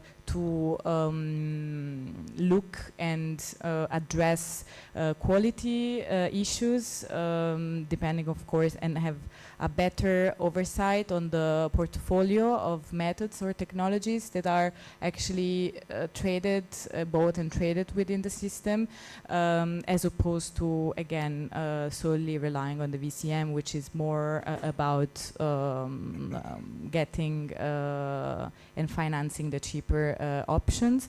That said, it's very important, this was mentioned as well already, it's very important to have an MRV tool in the EU which works well. The CRCF currently is not very high quality. It's been labeled as being amongst the lowest quality, actually the draft methodologies amongst the lowest quality methodologies, looking at both the Article 6 UNFCCC context and the VCM. So there is still much to do to improve the methodologies and to make sure that we have a very good MRV tool that can be, that is underpinning then the RCS. And the last thing that I wanted to mention is the idea of CDR being a public good. I think it was mentioned as well already. It is a public good in the sense that the whole society can and should benefit from it. So we need a governmental public oversight on the availability, allocation of CDR. What I think is also a little bit of something that is overlooked here is the fact that we need also to look at supply-driven kind of models. Several scenarios are based on scenarios to reduce emissions in a more or less ambitious way, but we don't often look at what we can actually achieve in terms of CDR supply. So yeah, I think that a meaningful RSC should also look into the sustainability, planetary boundaries and constraints that CDR actually still has. But overall, it's a good, I think, policy solution in the long term, because also it can get to net negative, which DTS is not something that can bring us to. Thanks a lot. And that causes some of the very, I think, more difficult question, which was also like underneath what should, like, the compelling arguments for an RTS and perhaps in the longer term a separate system, or either within the ETS and doing that in another way. Then what is kind of then the rationale, right, underneath, and how should this obligation be distributed among different actors and so forth? So I wanted to touch a bit more on that specific element of the report, kind of the rationale for setting this up. And in the report by Cap and Gap, there's the polluters pay principle, building further on this principle, but also acknowledging this kind of problems perhaps further down the line in the longer term, ideas of an ability to pay, and there's also been ideas of historical emissions and many different ideas out there for how to then think about distributing this obligation. So I actually wanted to hear you first, Ralph, from your seat, in terms of, you mentioned in the short term, auctioning, good first step, but in the longer terms, have you done some thinking around what might be needed there? You can just take it. Let's say, indeed, for the short term, we think of getting the technologies in place and, let's say, scaling them up. So indeed, what was also mentioned, auctioning could be a way forward to do that, and then to develop the market, indeed. And I think that's also quite important. And in developing the market, it's important to focus on, let's say, on more hard-to-abate emissions, because in the end that is the real necessity for, let's say, carbon dioxide removals, that hard-to-abate emissions, because if companies are not able, or the technologies are not there, or there are other very good reasons why it's not possible, then you really have to look to CDR. And I think that's quite important. And then the big question, looking further ahead, what could be done afterwards? I think we are now looking at 2050, and then we are at 0. But CDR is also necessary after 2050, and even before 2050, you are going to do it for permanent removals, and let's say getting to the as close as possible to the 1.5 degrees. So in that way, you have to design another mechanism and use, let's say in the report, it's the ability to pay for big companies. Yeah, that's a possibility, but it also can be seen as a kind of tax to companies. So in that way, you also can look of, let's say, CDR is a more, as was mentioned, a public good. So you have to finance it. How? We didn't think about it, but it, let's say your way is one, but there are also ways that it goes via taxation or public money or whatever. So we didn't make that calculations and we didn't think about it yet, but there has to be a way to keep that also going after 2050. But the big, you already have to make the steps before 2050 because it has to be mature.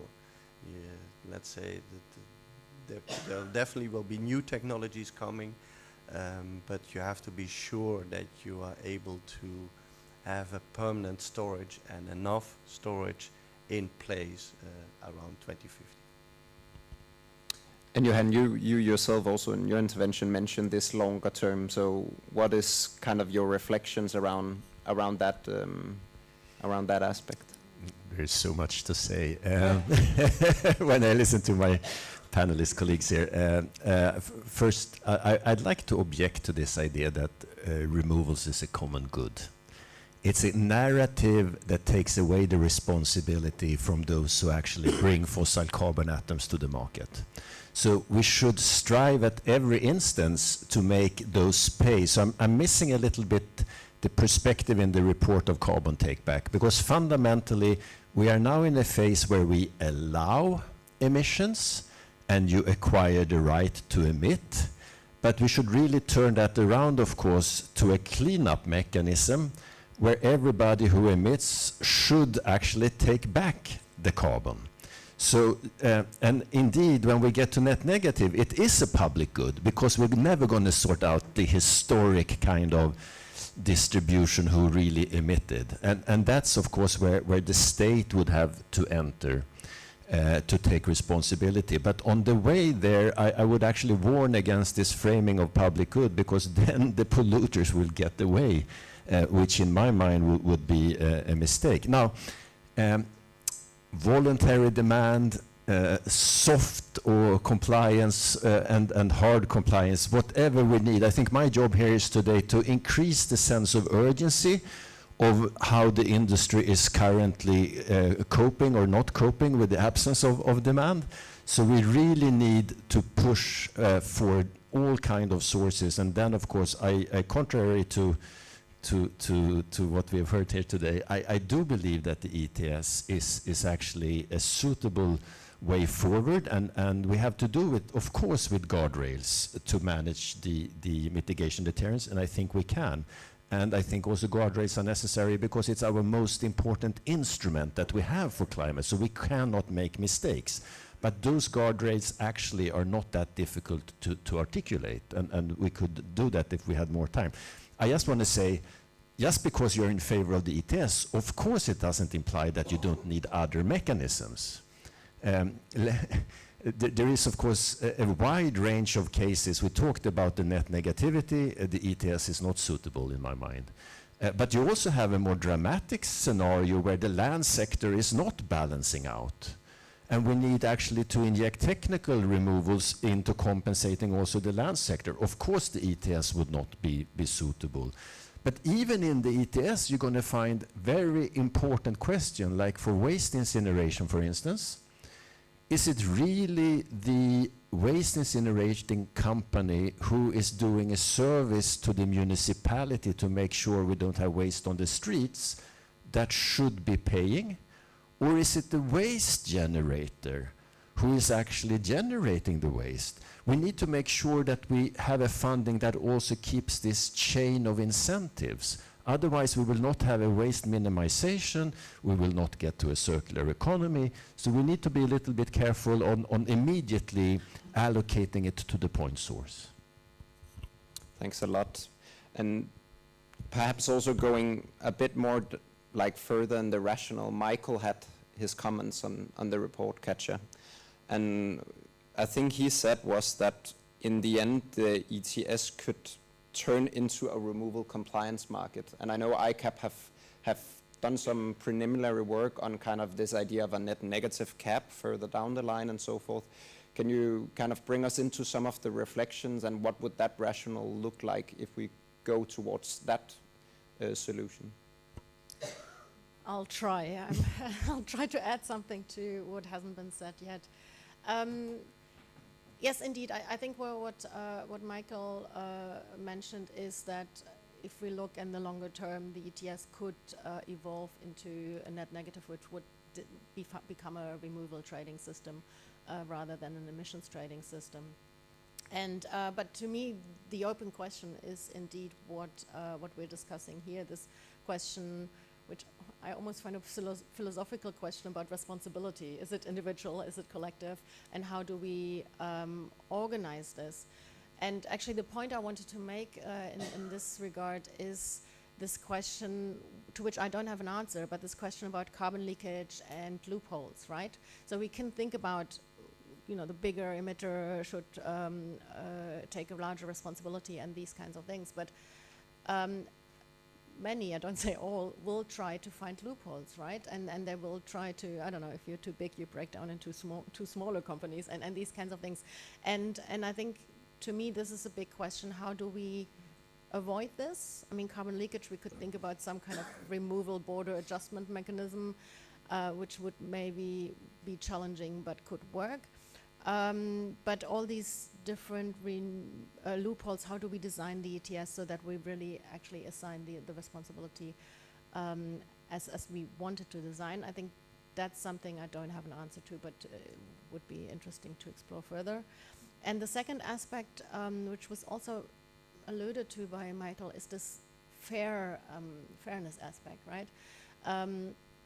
Certainly if we look at the ETS2 debate right now, right, where you really have a potentially strong regressive effect of the ETS2 if you're not implementing the measures that we have designed for it.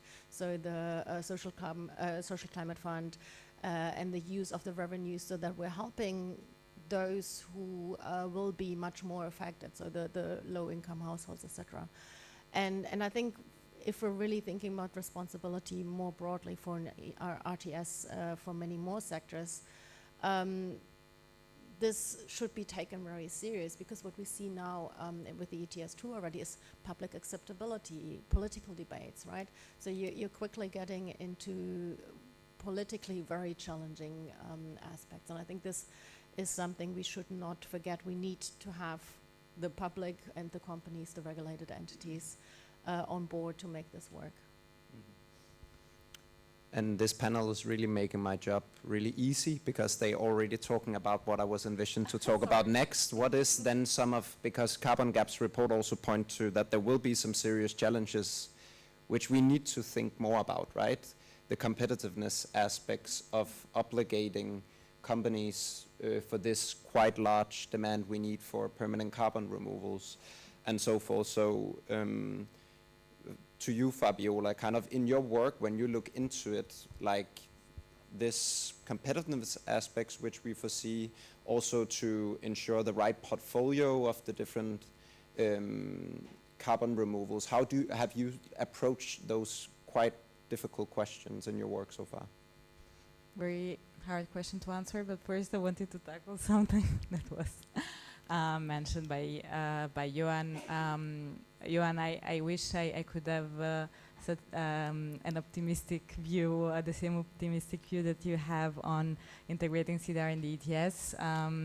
It's going to be very difficult to avoid mitigation deterrence, and I'm happy to work with you if this happens, to try to avoid mitigation deterrence. But also on the public good kind of narrative, I just wanted to clarify that this doesn't mean defining CDR as a public good doesn't mean that taxpayers or that society has to actually take on the burden for financing permanent removals, but more that it needs there is a need to have a public oversight on CDR and on the use of CDR and what is acceptable, what are the trade-offs that like some CDR methods implicitly have, and that we as a society are actually willing to accept. There is a need to also reflect on residual emissions and what we deem acceptable for actually also deploying carbon removals in that sense. And I would also, on that note, respond to what Michael said about why polluter pays, like what's the justification for applying a polluter pays to incentivizing to financing removals. Well, I think that polluters have, as the major contributor to global warming, they have a responsibility to also share the burden to pay for carbon removals. So I think the polluter pays has to continue being the guiding principle for such a system and for any tool that also looks at incentivizing removals. And this, I agree with Johan as well on the CBTO or extended emitter responsibility. I mean, I think it has the same rationale, right?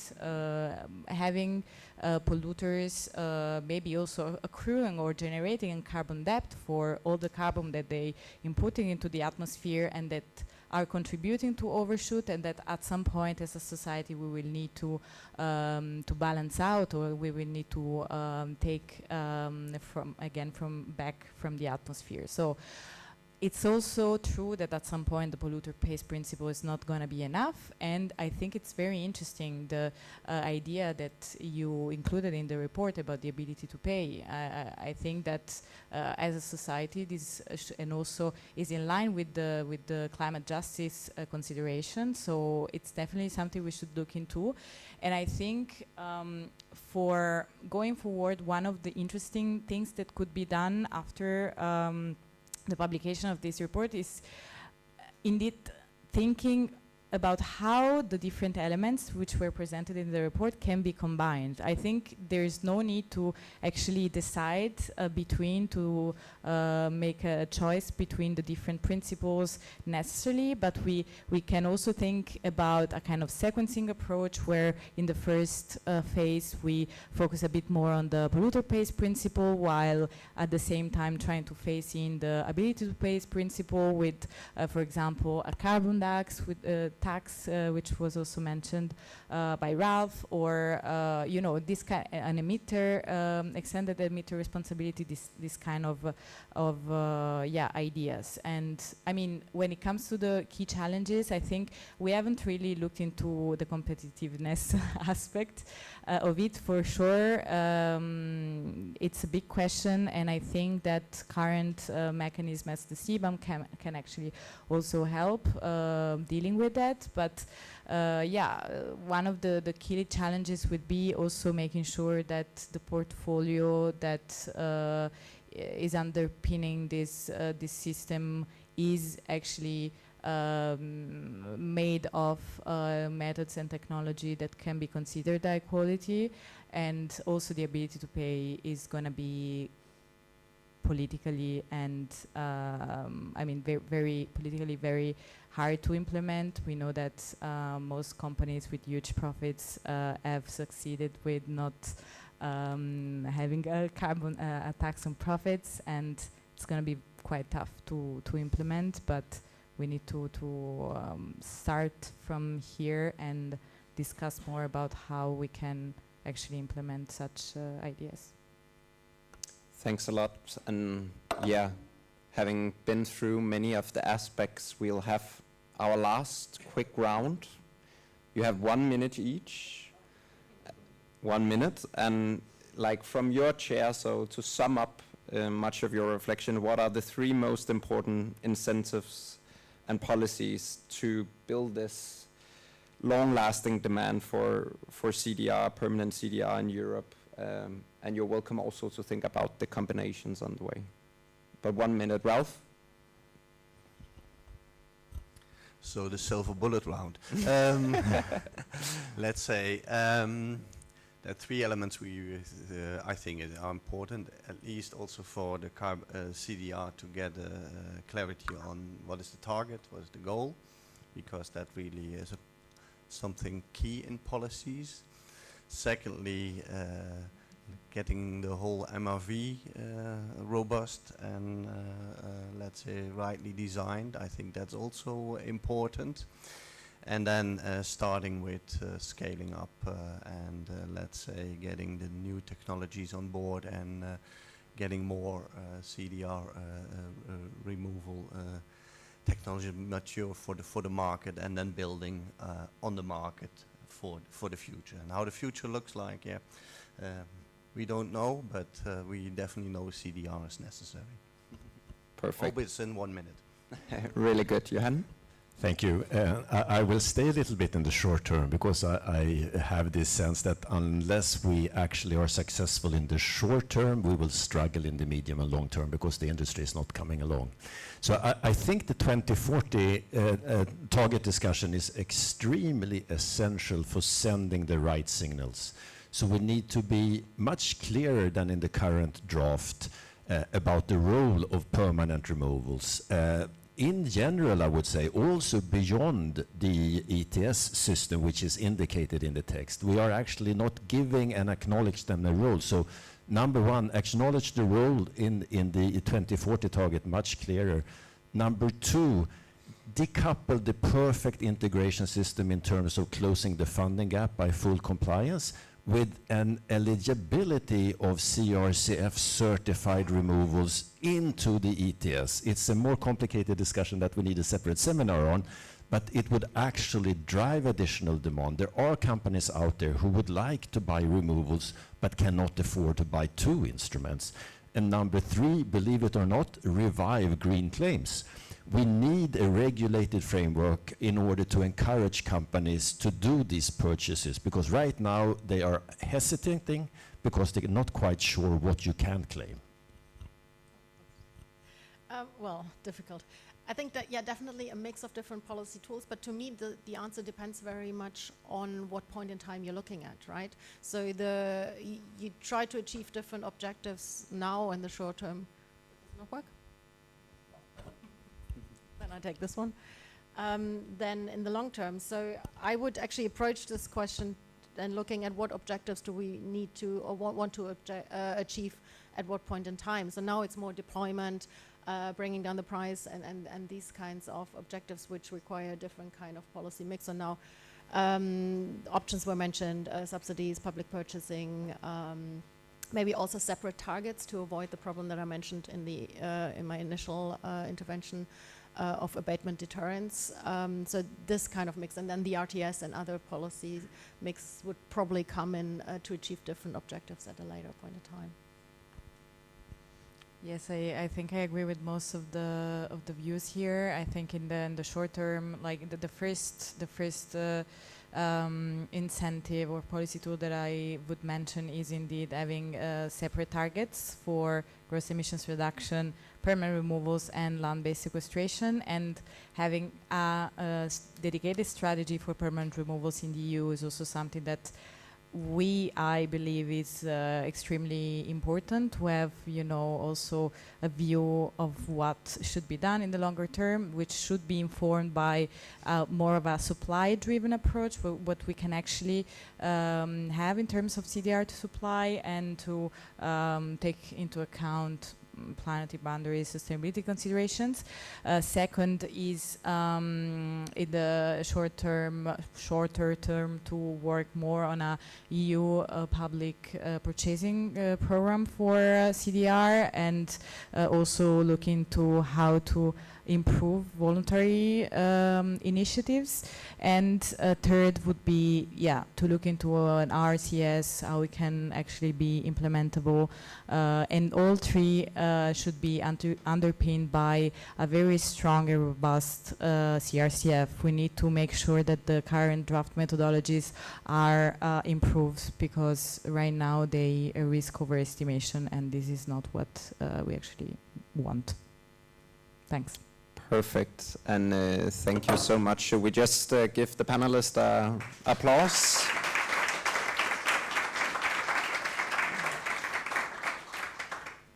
Because now we will have time for questions in the room. So there will both be possibility to ask questions to the panelists. We will have 1 or 2 questions. If it's a very complex question, then we will pass it on directly, or else we have 2. And it will also be possible to ask Francesca questions directed towards the carbon gap report. There's microphones around the room, so you can just have a hand up if you have any questions. Yeah, the gentleman over here. A microphone.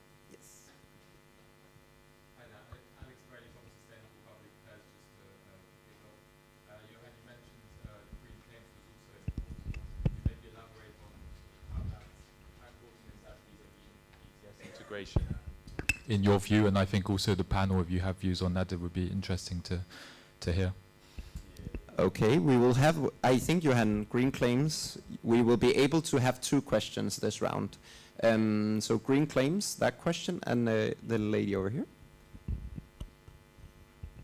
Hello, Isabelle Chapu. I'm representing EFEC Europe, so the industrial energy consume. So I just want to build on what you said, Ralph. The main driver for CDR is hard-to-abate sector. Major industry, lime, cement have 2/3 of unavoidable process emission. And clearly, we will need CDR.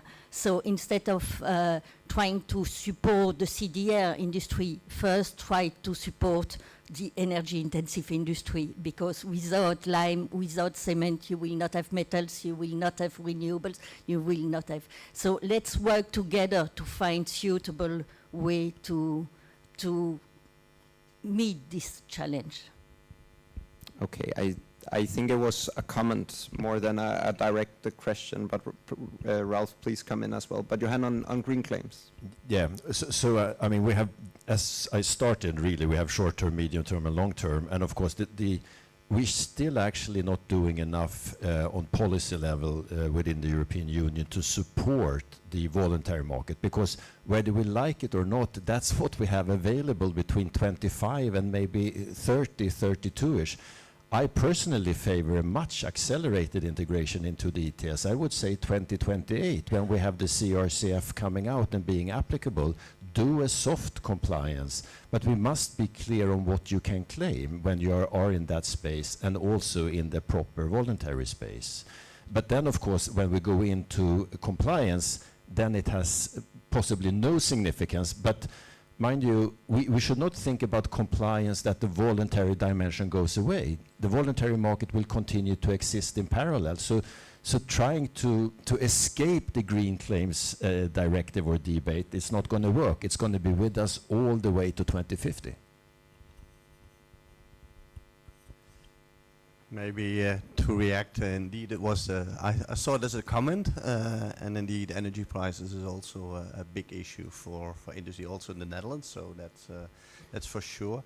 What I would like to comment is when we focus on hard to abate, we look at indeed the CO2 or emissions, and I think it's still important to focus on that because, for example, if there are technologies available in other companies to get to zero, then it's quite important that the ones who are not able to do so, that they get access to these CDR.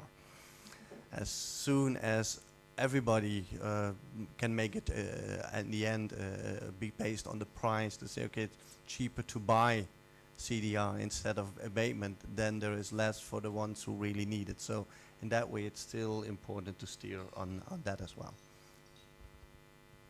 Perfect, thank you. And the two first people asking questions were really good at also saying their name and where they come from. I forgot to mention that in the beginning, but very good that you did so.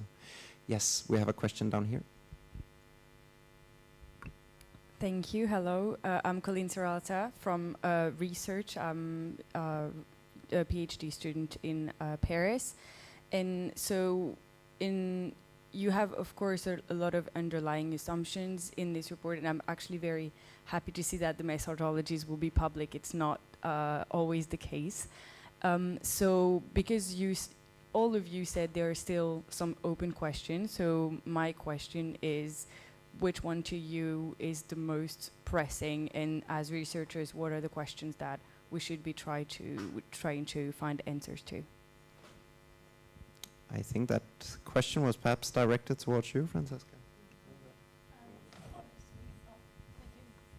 Yeah, well, we have an extensive wider consideration section where we highlight many important open questions. I think, yeah, for me, like kind of speaking to Johan's point around this kind of introducing compliance and the need for compliance, how do you do that in a manner that's kind of politically going to be accepted? I think that's really, the main challenge of such a thing. This is not, there isn't a pillar for CDR compliance really in European climate policy, and there needs to be this long-term angle around how we pay for CDR. So I think that's really a question of stakeholder engagement, of political engagement, of understanding what industries need.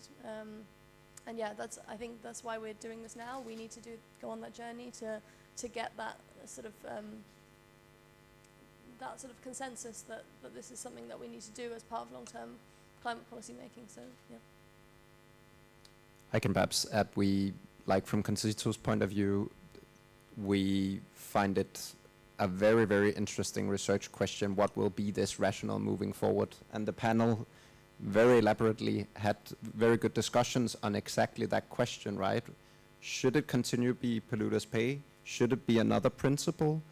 Should it be the state? Should it be companies who will cover this big CDR gap we need, especially to go towards net negative? So I will say that's a very central one. And then a nerdy part of our report, which we found in the modeling, is actually also that there will be quite hard question around, if you go towards such a compliance system, what will be the market design and the pricing rules which you will set loose in the market? That will have quite big impacts on compliance cost and so forth, but it's not something which have been so elaborately touched on yet. But just a key finding in the modeling exercise is that will be very decisive. So just wanted to add on Francesca's good points on that one. Yes. Hello all, I'm Louis, also with Carbon Gap, so my question is not going to be to my colleagues, we have discussed this extensively, but to the other panelists. And actually when I heard that the last aspect, the ability to pay option, we haven't discussed now the truly marginal share of cost of fulfilling these CDR needs. Like Fran mentioned, it's not 0.2% of turnover. And so to the other panelists, how do you think about that number? Because I think we are debating which model is it, which not. And I think this report shows that this option actually is almost marginal. And so whoever, maybe two in the panel, could respond to that. Someone want to have a go? I think the not 2% sounds attractive. That, you know, it's easy to think that could be a way forward.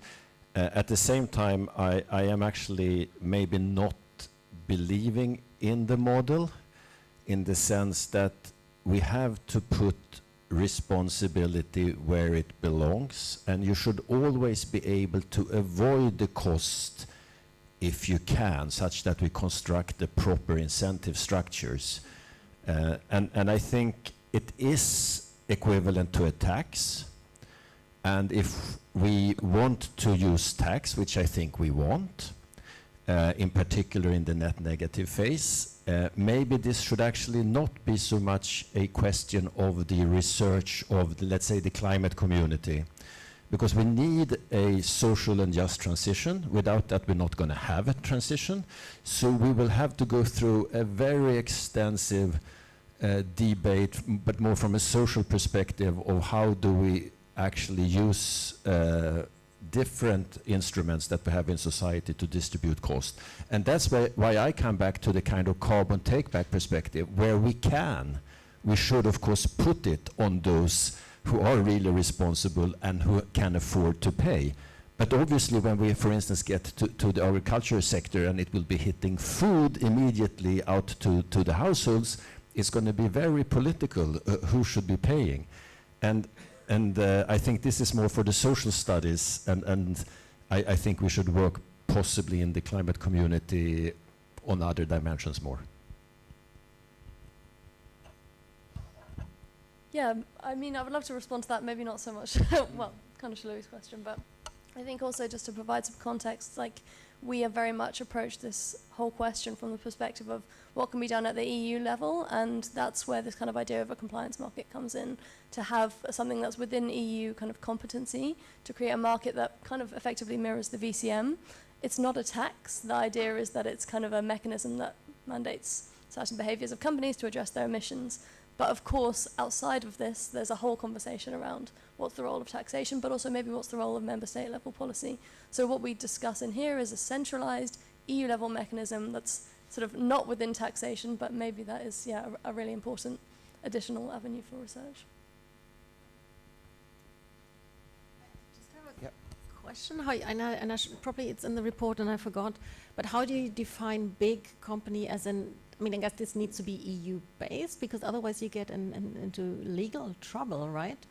And then the loopholes that I mentioned earlier, aren't they then very easy? You just move your headquarters outside of the EU.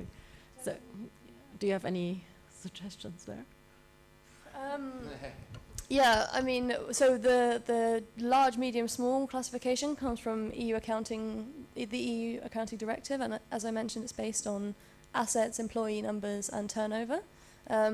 For sure, there are going to be, I can't remember the term, like edge effects, is that what you call it, where people at the boundaries between, or firms at the boundaries between these categories will maybe shift to avoid the obligations. I think that probably also depends on the level of the obligation and the way it's designed. Are there ways to circumvent this? And you know, maybe if you don't emit, or you change your kind of emissions behavior in some way, then you can also get around this obligation. But yeah, I don't have a comprehensive answer right now. I acknowledge that for sure that is an issue. Maybe to react on that, I think, let's see, till about 2050 you still have polluter pays, and then how to abate are some criteria where companies who need it, that they have to have access to CDR. Maybe also have it after 2050 in one way there. And the big question is, how are you going to finance it? It can be done in a lot of different ways, and I think it's good, as the exercise that you have done in the report, to think what would be the costs and how much is it, and how much would it cost for society or for companies or whatever. But in the end, it's the question, how are you going to finance it? And it's good to have different models on the table, but it's also indeed a very political question, because with for example, polluter pays, it's clearly who you're addressing. If you're going beyond that and it becomes more and more something like a public good, then there are other reasons how to look at it. Yeah. Just quickly a reflection, this cost question. I think one of the most important takeaways of this report is indeed this fact that an RCS, also based on the ability to pay, is not only desirable but also quite feasible in terms of costs. But at the same time, I think it was quite clear that the models were based on cost optimization, and that when adding to the portfolio more expensive and higher quality criteria, costs actually raise. And I was wondering whether, and also that some of the sustainability concerns are not necessarily factored in, and the trade-off, the pressure on already under pressure resources, water, clean energy, etc. I'm wondering whether we can also do, look into these things better, so that to adapt models in a way that take into consideration also these concerns, which are quite also important to think about. Indeed, and I think I will close it here. I think I will now please everyone give a big round of applause again for the panelists, for also being brave to touch upon those very sensitive and very new frontier questions. And I will now give the floor to the MC, Walter.